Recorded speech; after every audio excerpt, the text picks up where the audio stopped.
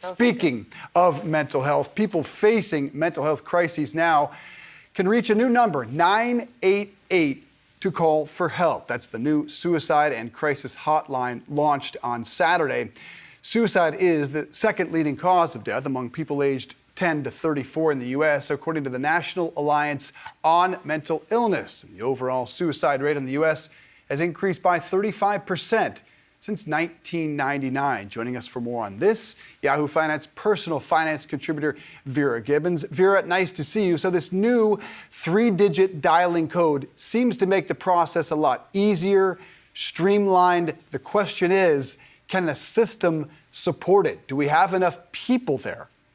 We have enough people. We have enough people who definitely need this hotline. It is easy to use. You can call, you can text the hotline. Apparently, they're going to be standing by ready to talk to you. You're not going to get disconnected. You're not going to be put on hold. You're not going to put in a virtual waiting room. None of that stuff.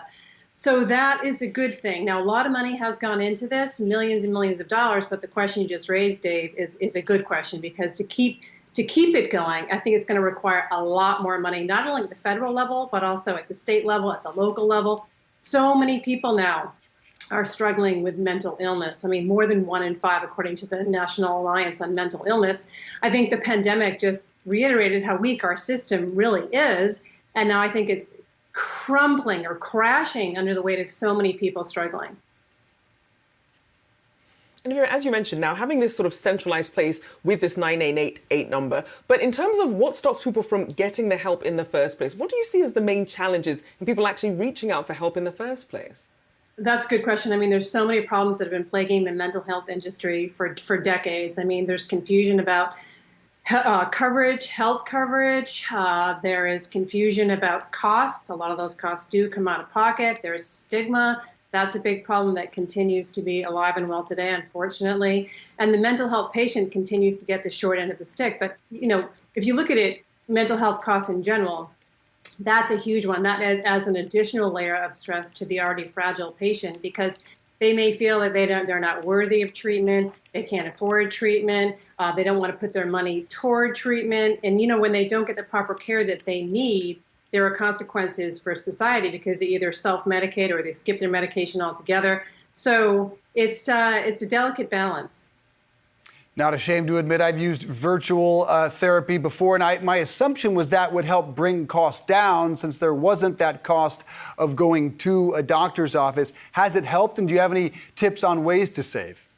Well, you know, there's such a shortage of mental health providers. That's another point I should have made initially when I talked about the complications plaguing the mental health system in general. There's just not a lot of providers out there. I spoke to one woman who was trying to get her daughter help, and she called over 30 providers. None of them could offer assistance to her daughter, who was in, crisis mode. They either weren't qualified to treat her, or there were month to year-long waiting lists. So she was forced to actually go out of network, and the costs were completely out of pocket. We're talking tens of thousands of dollars completely out of pocket. So saving is a good thing. One way to save is to see what your employer actually has to offer. A lot of employers have beefed up their offerings in response to the pandemic and in response to employees' actual needs. Employee assistance programs are good. A lot of people don't take advantage of those, yet most companies actually have them. You get a certain number of therapy sessions, you get discounted referrals, other perks, not only for you, the employee, but also for your immediate family members and for people living in your household. So that's something you do want to take advantage of. I would also suggest you take advantage of what's being offered in the nonprofit world. Open Path Collective, for example, you've got therapy on a sliding scale, so you can find a therapist either online or in person at a discounted rate, under $100 a session. So that's something you want to look into as well. And also, people fail to negotiate. You know, medical costs, even mental health costs, are in fact negotiable. I was speaking to a woman down here whose husband was in an inpatient treatment facility in West Palm Beach for alcohol and drug addiction, and it was $40,000 a month. She could not afford it, so she went right to the admissions guy and said, you know what, $40,000 is an awful lot for me. Could we bring it down a little bit? And just for asking, she got a $10,000 break. And so with all these tools available, obviously we have the apps, people can go through their employers, and as you mentioned, some of these non-profit routes to take. What is your hope with having this new crisis hotline number? What is your hope that people would perhaps use this, and where they could really go from here if they're not comfortable speaking to someone in person or face to face? Well, I hope that people will actually pick up the phone and use it. I mean, it's for people who are struggling with drug issues, struggling with mental health issues, stress, anxiety, all that stuff that so many of us are actually struggling with. It just takes one phone call. And I think the reason people get frustrated some of the time is because they can't get through to a professional to actually hear them out. I mean, on the flip side too, a lot of mental health patients don't think they actually need help. So that's an additional layer of something that the hotline won't help. But the primary thing I'm concerned about with the hotline going forward is, will it continue to get the funding it needs to get the proper treatment for people who really desperately want and need that treatment?